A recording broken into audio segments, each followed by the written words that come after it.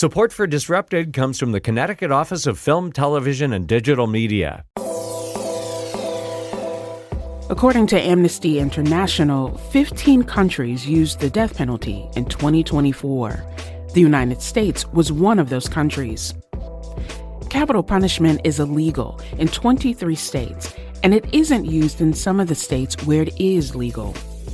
But amid all the statistics and lofty arguments for and against the practice, it's important to remember that capital punishment affects real people. It has an impact on the people sentenced to death and the families who've lost loved ones to violence. From Connecticut Public Radio, this is Disrupted. I'm Kalila Brown-Dean. This hour, we're talking about what the death penalty means to the human beings who are affected by it. Atlantic staff writer and two-time Pulitzer Prize finalist Elizabeth Bruenig has seen the impact of the death penalty firsthand. She's also lost a family member to violence. A quick note for our listeners. In this episode, we talk about violent crime and capital punishment. If these are triggering topics for you, please take care of yourself and sit this one out. This is also not an episode for our younger listeners. Liz, thank you so much for joining us on Disrupted. Thank you so much for having me on. You are a writer and a journalist who does not shy away from challenging topics and themes. And one of those topics is talking about capital punishment. You had a recent cover story for The Atlantic called Witness: Inside America's Death Chambers, tracking that work. Talking about capital punishment is never easy. Covering the depth and the context and the texture of these experiences the way that you do is never easy. But it's particularly challenging, Liz, because you not only write about this, you have attended the executions of 5 men who were on death row. Share with our listeners the decision or the journey for you to say, this is the area that I really want to focus on for my work. Yes. So, I'd always been interested in capital punishment because it is so challenging for a society. But in 2016, my sister-in-law was murdered by an ex-boyfriend in our old hometown of Texas. I met my husband in high school. His sister also went to our high school. And, it was a huge shock for my family. And, I was quite impressed by the way that they comported themselves. They did not want the death penalty. The state did not charge him with first-degree murder. And so the death penalty wasn't an option. But there's some time between the murder and the charges being filed. And in that time period, the family didn't know if it would be charged as a first-degree murder, but they came to this agreement that if it was, they didn't want the death penalty. You have this personal experience to this, a personal connection, much like my own. And what I find, Liz, so intriguing is probably not the word, but it is one of the reasons why this is such a topic that I'm glad we're talking about, is that capital punishment is an issue that most people have an immediate response to, right? People can almost immediately tell you whether they support it or not. And it's such a complex topic. It matters how a crime is classified. It often matters where a crime has happened, with certain geographical pieces of the country being more likely to pursue capital punishment than others. There are decades of research now that show that it makes a difference based on identity of the victim, identity of the perpetrator, all of these layers and complexities. Digging into that complexity, you didn't just write about capital punishment. You didn't just talk about your family's tragic experience. You also applied to a federal office to have access to witness an execution in person. Talk to me about that process of making that very difficult decision to be present in what you were writing about. So this was in 2020. It was at the very end of Trump's term that he decided to resume federal executions, which had been paused for many years, for no particular reason, really. It just wasn't pursued. And I think there might have been some difficulty accessing the drugs. But Trump resumed these executions and I think executed 13 people in 6 months. So while that execution spree was going on, I was following it and I finally thought, I should just see it for myself. I should report it for myself because I don't think people realize necessarily the gravity of what's going on. And so I decided to witness and I applied to be a media witness at this federal execution, and that was the first execution that I witnessed. Talk to me about how you, as a journalist, as a person, prepare for that experience. Again, this is not something that most people know or have ever experienced. You and I both know that it's not an experience like what we see in the movies where a decision is made, a button is pushed, and then it's over. It can be very long, very protracted, very torturous for the person, but also for those witnessing. How do you prepare yourself to step into that experience? Because as you document in your writing, you never really know what you will see and what you will experience. Yes, I myself sort of had the expectation that it wouldn't be particularly bad because I had bought into the propaganda that lethal injection is a medical, scientific form of execution that they've gotten down to a science. And I expected that it would be just like watching someone go to sleep for surgery under anesthesia or something, and then, not wake up. I believed it might be peaceful. And that was not what happened. Alfred Bourgeois was the man I saw executed, and after the lethal drugs began to flow, I mean, his body sort of heaved and jerked on the gurney, and it took several minutes for him to die. He looked conscious of the pain when his body was moving and, moving quite violently on the gurney. That surprised me. I was not prepared for that. And as soon as I exited the witness room, I threw up. I was completely shaken by it. And I thought to myself, if people knew what it was like, that it's not this scientific medical procedure, they might reevaluate what they think about executions because, it does seem cruel and unusual. And as a nation, we should be above that. One of the things that I really appreciate about your writing, in particular the way that you talk about Alfred Bourgeois, there's often this attempt to create this trope of downplaying how horrible the crimes are that have been committed by people or the extreme inhumanity that was shown to victims. You are very clear that you describe him as, quote, a deeply unsympathetic figure. And you attended, as you said, his execution in Indiana in 2020. I think that point is so critical here to understanding that what you're saying is not that you are extending greater sympathy or greater alignment with the person who has perpetrated a crime, but you are asking a bigger question about what we think is happening versus what is actually happening and how we reconcile the two. Tell us a little more about this case of Alfred Bourgeois and how you see it playing out into these greater debates about not necessarily whether we should have the death penalty, but some of those complications that you witness in terms of how it is actually carried out. So Alfred Bourgeois was a truck driver, and he happened to be, I think, delivering a shipment in Corpus Christi, Texas, on a naval base. Because those are federal property and the crime happened there, he was given the federal death penalty.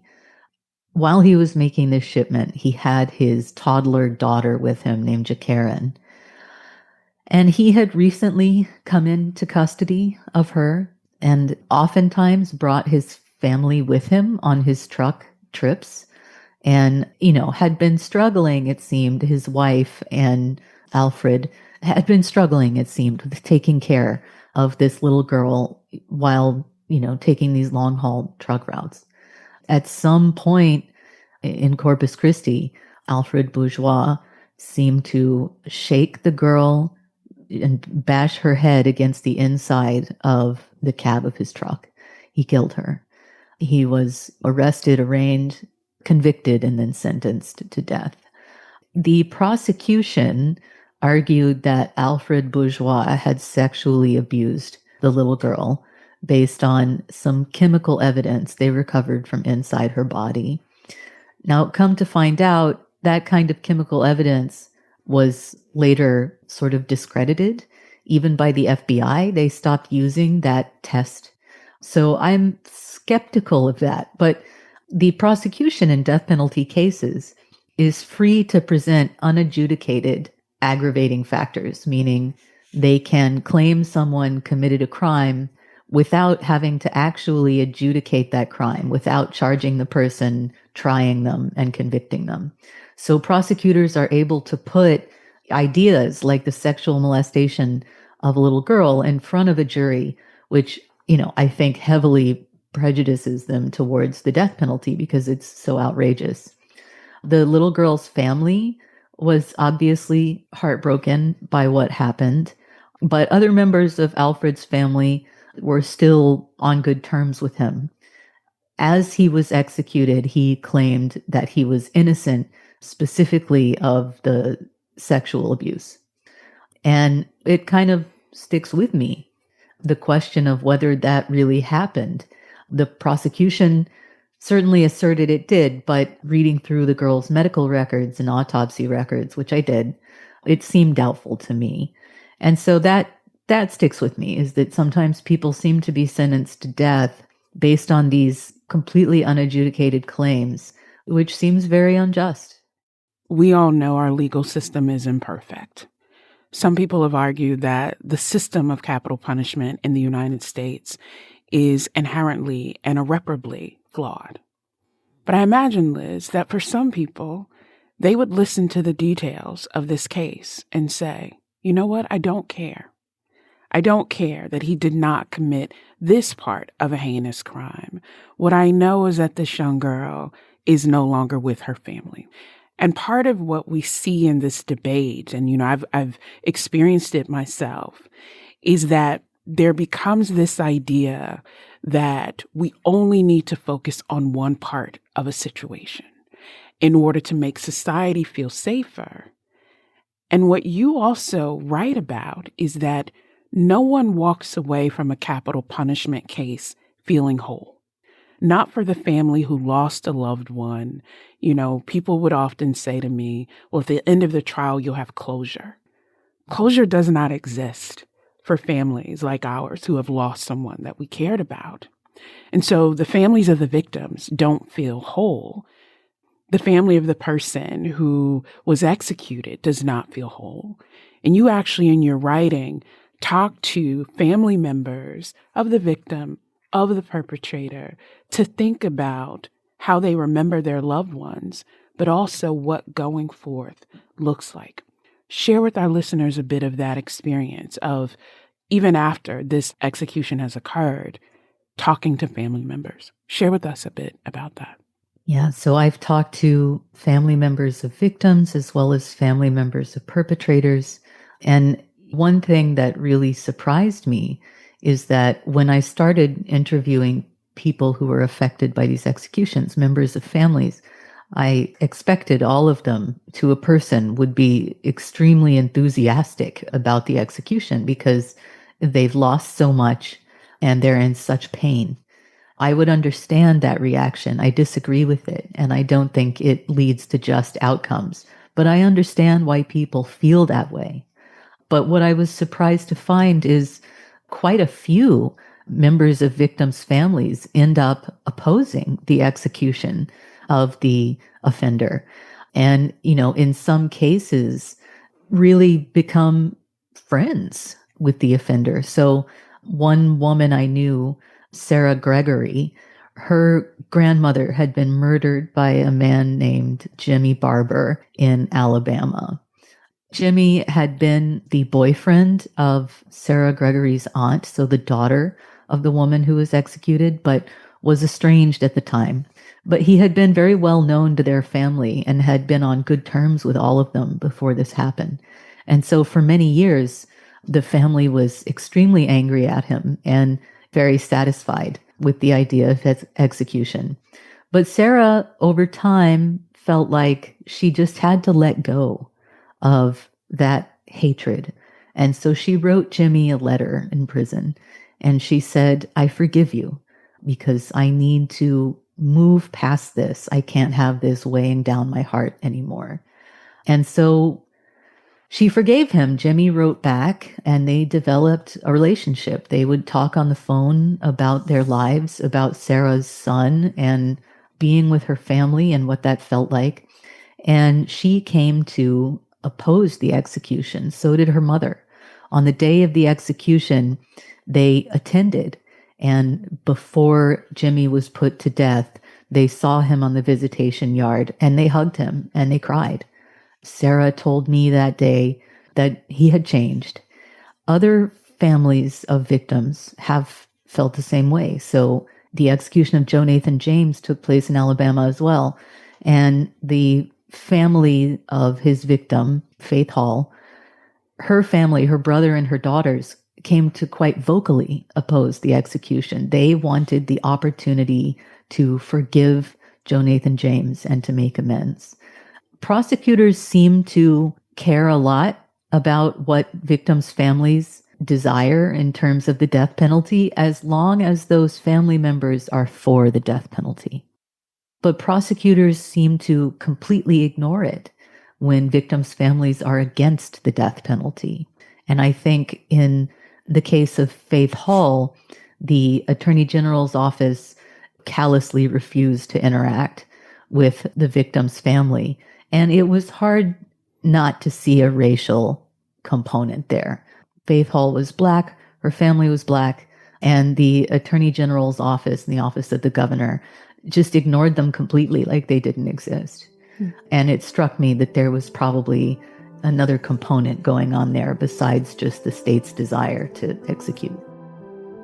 You're listening to my conversation with Atlantic staff writer Elizabeth Bruenig about the death penalty. Coming up, Liz tells us why some people believe the death penalty can make things more difficult for victims' families.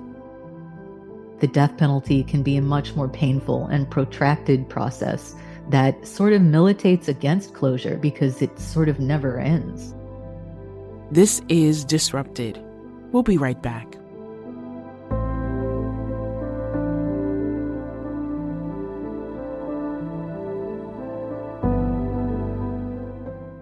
Welcome back to Disrupted. I'm Kalila Brown-Dean. This hour, we're talking about the complexities of the death penalty. A quick note for our listeners. In this segment, we talk about violent crime and capital punishment, including methods of execution. We're still joined by Elizabeth Bruenig, staff writer for The Atlantic. Her July 2025 cover story is called Witness: Inside America's Death Chambers. The article covers Elizabeth's personal experience, including the 5 executions that she's witnessed firsthand. She writes that seeing these executions, quote, has not changed my conviction that capital punishment must end, but in sometimes unexpected ways, it has changed my understanding of why. I asked Liz to tell us more about why she believes the practice must end. So the death penalty constitutionally seems to run against our values, our Bill of Rights.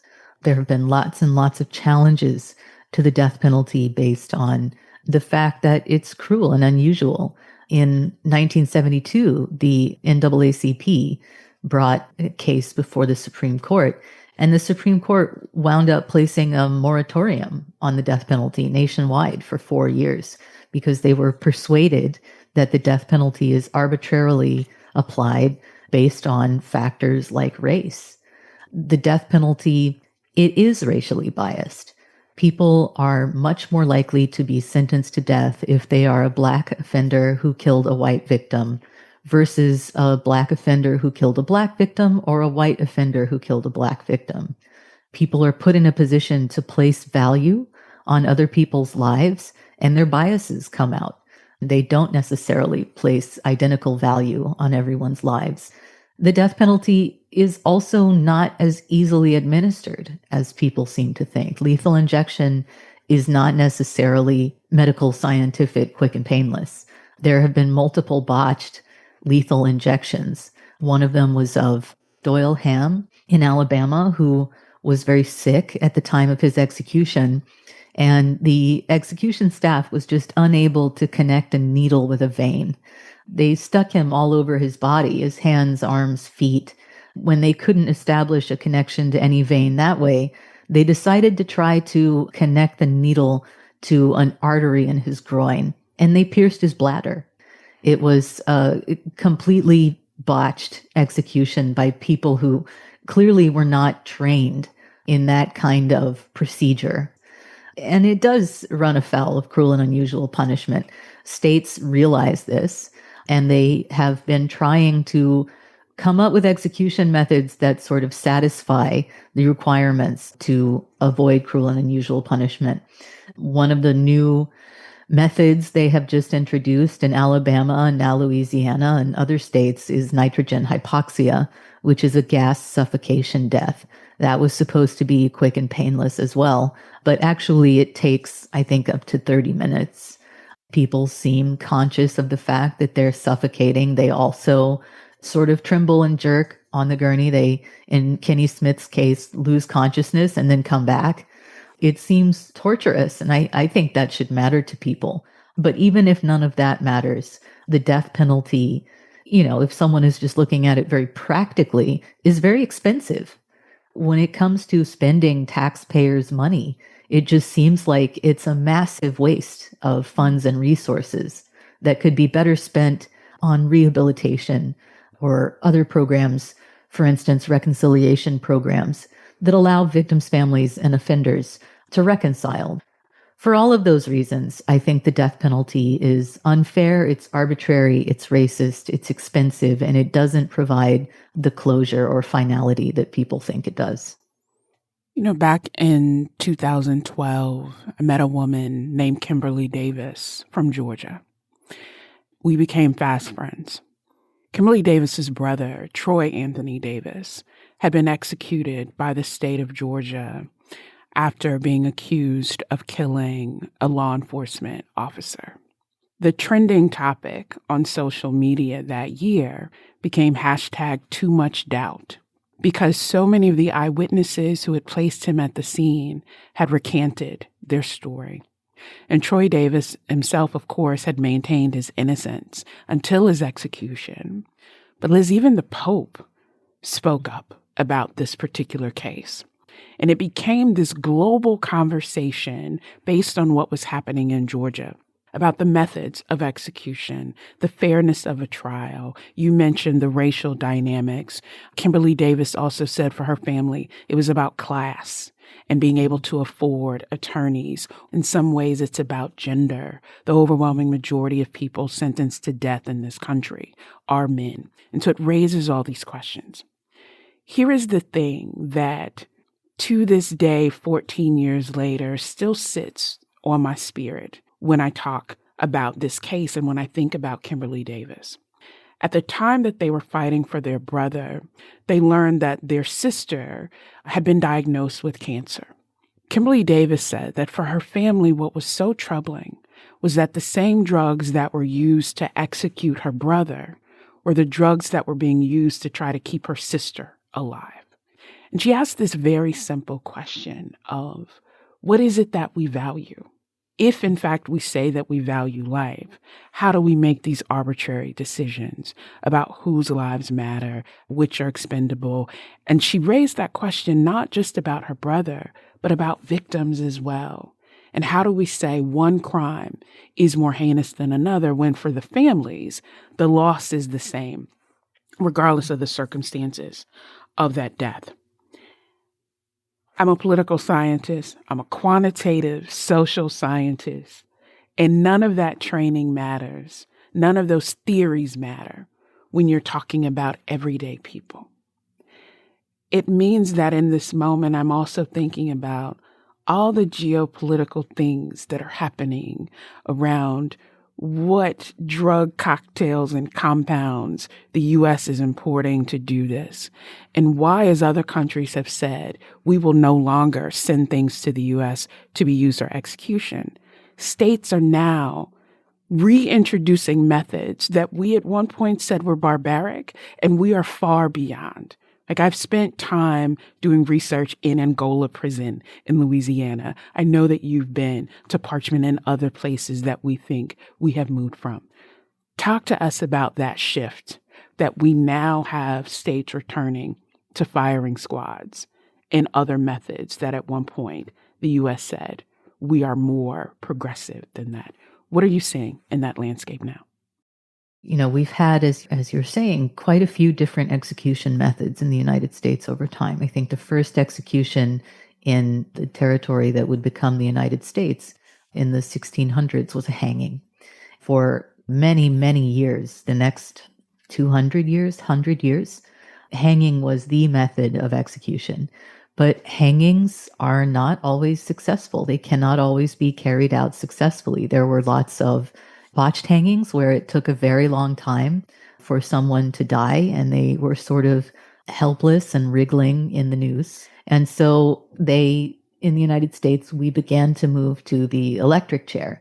Electricity had been newly harnessed in the 1800s, and electric chair was thought of as a scientific improvement upon hanging, that it would be much more humane.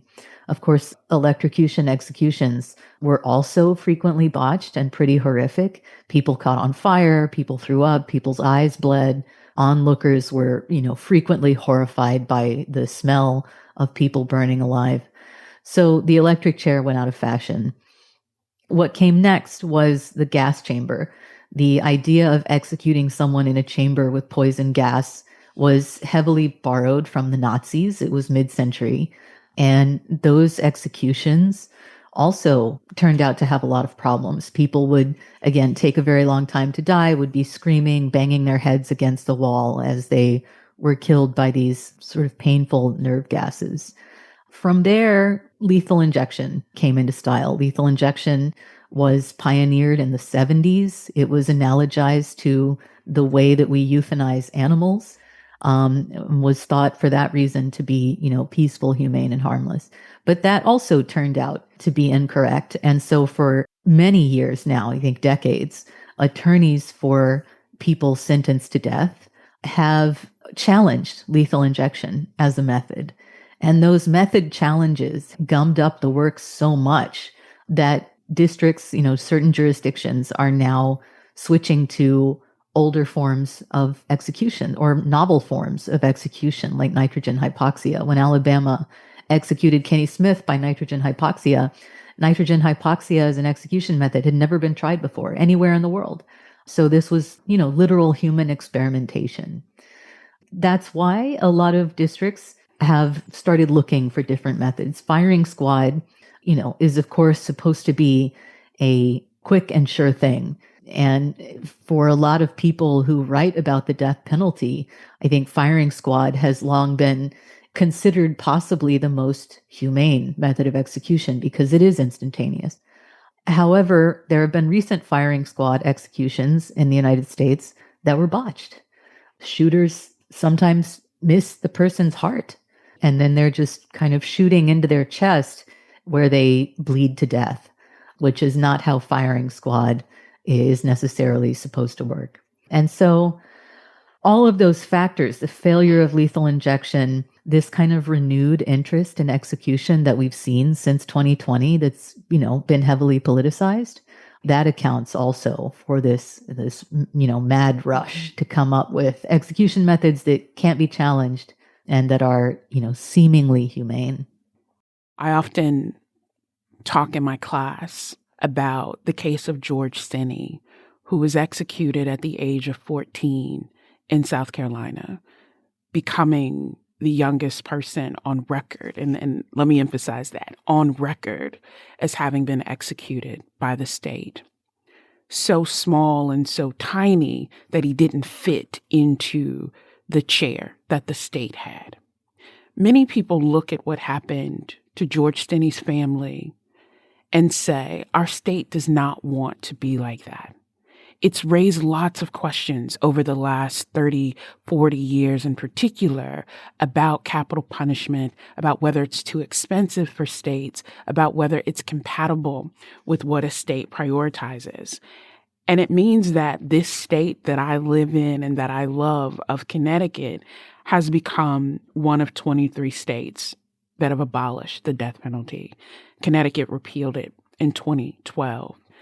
And I was a big part of that effort because as someone who at that point had lost a loved one to violence, at this point in my life, have now lost 3 people, loved ones, to violence. I felt like no one was talking about our experience. No one was talking about victims' families.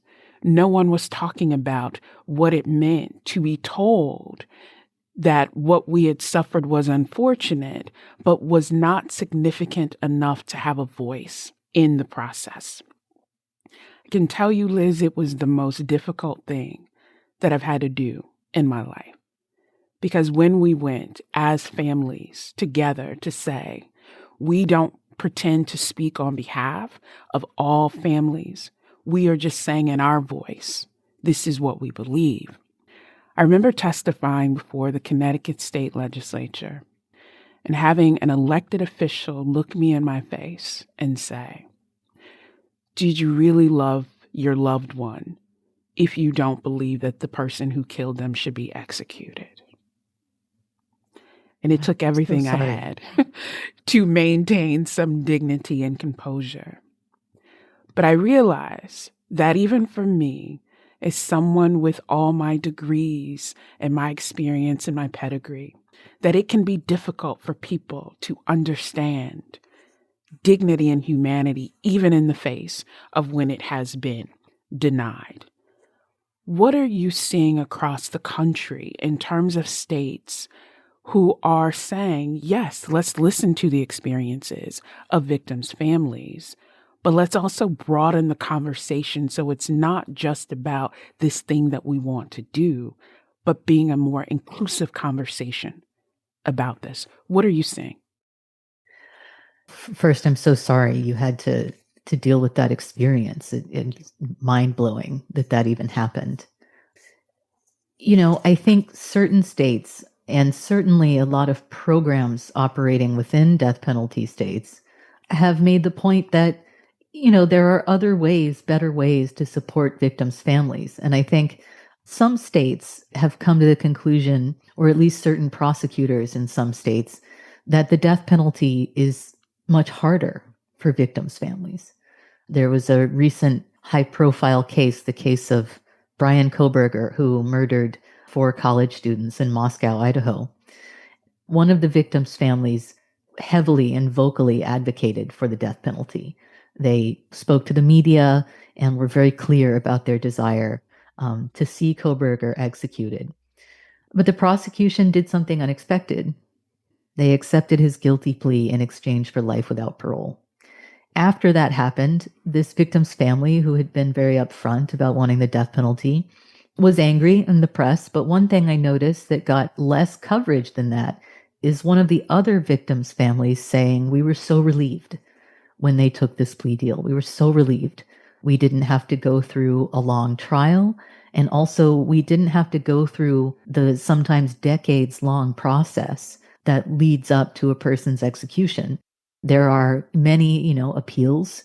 And every time a defendant wins an appeal or is, up for an appeal, especially in the higher courts, prosecutors will bring victims' families out before the press to say what an injustice it is and how angry they are in hopes of swaying those processes. Victims' families and the prosecutors who make these decisions are quite right in that the death penalty can be a much more painful and protracted process that sort of militates against closure because it sort of never ends. By the time an execution comes around and the victims' families are extended this invitation to witness the execution, which they are, it kind of takes you back to that place you were in at the time of the murders.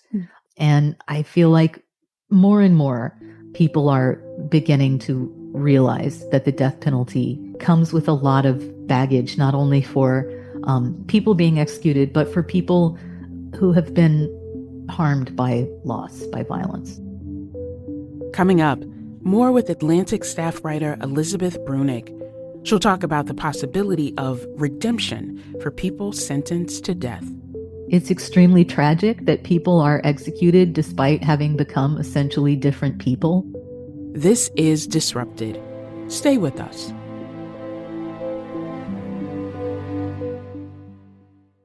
Welcome back to Disrupted. I'm Kalila Brown-Dean. This hour, we're talking about the death penalty and all of its layers of nuance and complexity. As a reminder, this is not an episode for young listeners. We're still joined by Elizabeth Bruenig, staff writer at The Atlantic. Her July 2025 cover story is called Witness: Inside America's Death Chambers. In the article, Liz explores the morality of the death penalty as she writes about her experiences witnessing multiple executions in the United States. Here's more of our conversation. Violence feels so pervasive in American society, in all kinds of iterations, whether it is the direct violence that leads to the death and loss of someone, whether it is the threat of violence, the ways that we speak to one another that demean the humanity of people that we are in community and in space with. It raises all these questions about what is it that we are trying to accomplish? What is the real message or intention that we are trying to see? And I think of that, Liz, in terms of public opinion on the death penalty, which is so different now than it was in, say, the 1970s or the 1980s. And in spite of that, we've seen an increase in executions in states like Florida. You know, you mentioned your home state, Texas, which has often led the way. Harris County in particular often led the way in executions. There's definitely a geographical difference there. How do we explain then that if public opinion overall is so divided on the death penalty, that we then have states that are saying we are going to execute more people? How do you explain that gap? The states that are sort of ramping up executions, Florida is obviously on an incredible execution spree. That had to do with the Parkland shooting and the trial of the shooter, Nicholas Cruz. He was up for the death penalty. The prosecution was very adamant that he should be executed. They were very confident that he would be sentenced to death. But a couple of jurors were convinced in the penalty phase of his trial that he was mentally ill. And so he received life without parole. That seemed to really anger and embarrass Florida lawmakers, Ron DeSantis, the governor, more than anyone. And so they decided to start ramping up executions again. Of course, Donald Trump signed an executive order at the beginning of this term, directing attorneys general to encourage state attorneys general to seek the death penalty, to issue death warrants, to carry out executions. Louisiana, I think in that vein, has recently resumed executions after a 10-year moratorium, 15-year moratorium. You know, even though people seem sort of divided and uncertain, especially when you present them with evidence, for example, that the death penalty puts innocent people at risk of execution, that unsettles a lot of people. But there's just a political climate right now that has to do with this administration, I think, that's leading a lot of states to sort of ignore the fact that opinion over the death penalty is divided and to go ahead, you know, sort of guns blazing with the death penalty. You know, we have quickly returned to this era of rhetoric about being tough on crime.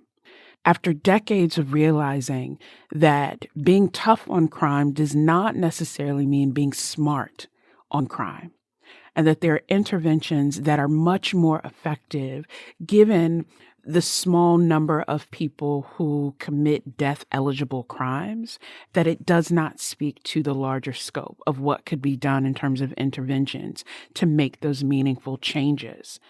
And at the same time, that political landscape, the rhetoric around we need to be tougher on crime, The landscape also means that we are seeing significant impacts on funding.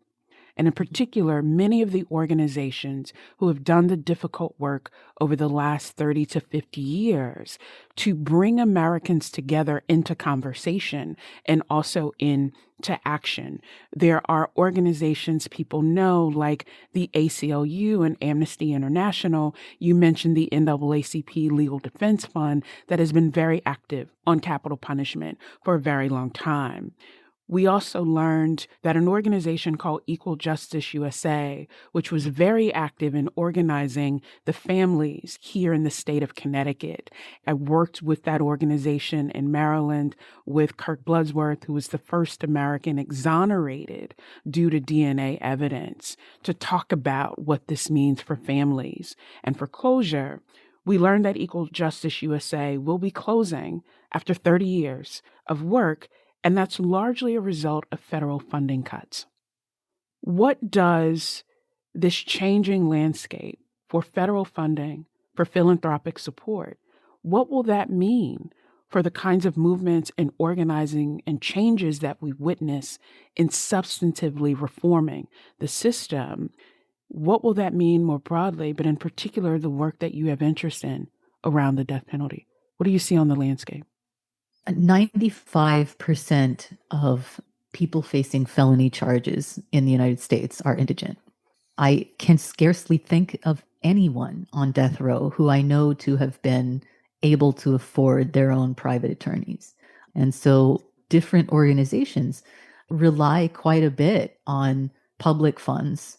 And if you're someone who supports the death penalty, I think you should believe that work is quite critical because they stand in the way, these defenders and organizations that help people on death row stand in the way of the execution of innocent people. I mean, it's their job to make sure that the trials were fair, that the evidence was legitimate, that the person was actually eligible for the death penalty and not ineligible based on intellectual disability, mental illness, etc. Without these organizations having, massively decreased funding, the death penalty, which is already pretty arbitrary, unfair, and unjust, will become even more so as executions ramp up. But the people who are able to assist or defend these people become increasingly embattled. Liz, I am a person of faith. My faith is critical to my life. It has pulled me through the most difficult times, including the loss of these family members. It has sustained me and challenged me. What is central to my faith is a belief in grace, a belief in mercy, a belief in redemption. And it's easy to say that, right? It is much more difficult when you are confronted with a situation that puts that to the test. Knowing how mercy and grace have shown up in my life, can I extend that to someone else? Can I extend forgiveness to someone else who has done something that I feel is unforgivable? The subtitle of your cover article is What Years of Witnessing Executions Taught Me About Sin, Mercy, and the Possibility of Redemption. So I want to ask you, what has this work taught you about sin, mercy, and the possibility of redemption? So I'm Catholic, and the Catholic Church is quite openly anti-death penalty. Pope Francis, for example, was very adamant that the death penalty is unjust and unnecessary.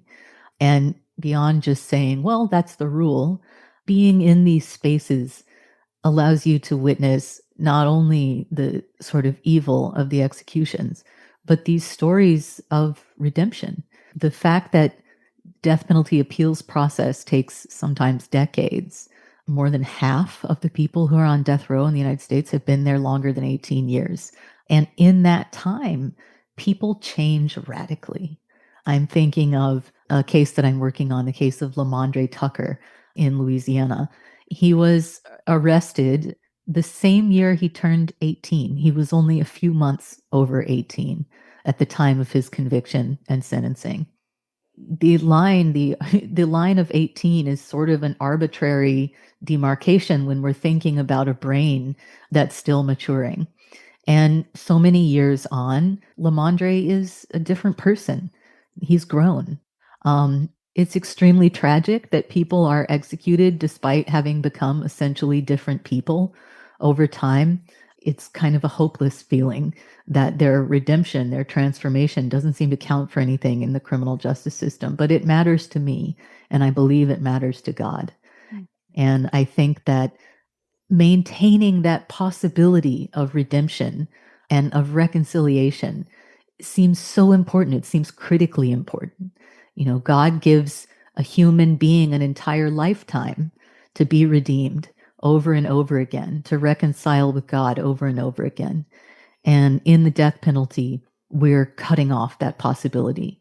And that just runs counter to what I believe the sort of heart and backbone of my faith is. And I'll be completely honest with you. People will ask me, have you forgiven the person that took your loved one? My answer very quickly is no, because I don't believe forgiveness is mine to give. But I also know that I'm on a journey for myself. And what that reflection looks like, what that sense of redemption looks like, what it is to understand when decisions are made and how you have to live with those decisions and who has to live with those decisions means, I think, Liz, that this is always so much more complicated than we give credit for. And when we make such finite decisions, final decisions, it shuts off the possibility of engagement. And so I'm grateful for your work because it reminds us of that complexity.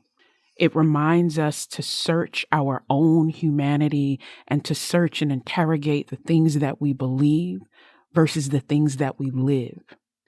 And it also is a reminder that what we are saying now is not new, but that our commitment to conversation, to engagement, to understanding has to be renewed. And so we're grateful for the work that you do. We are grateful that you shared it with us here on Disrupted, and I look forward to reading more. Elizabeth Bruenig is staff writer at The Atlantic. She's a 2-time finalist for the Pulitzer Prize for her feature writing. Thank you, Liz. Thank you so much for having me on. I could not respect you more, and I'm so grateful for the opportunity to talk to you. Disrupted has been exploring the changes shaping our world for 5 years. This January, we're celebrating our 5th anniversary with a live event in New Haven.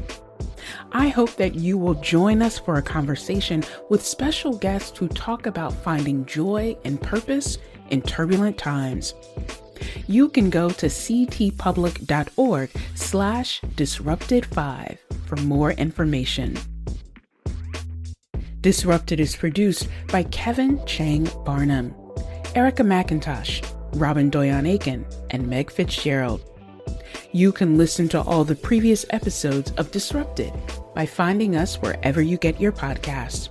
Just search for Disrupted and Connecticut Public. And if you love an episode, please rate it on your favorite podcast platform. It helps other curious listeners find our show. I'm Kalila Brown Dean. Thanks for listening.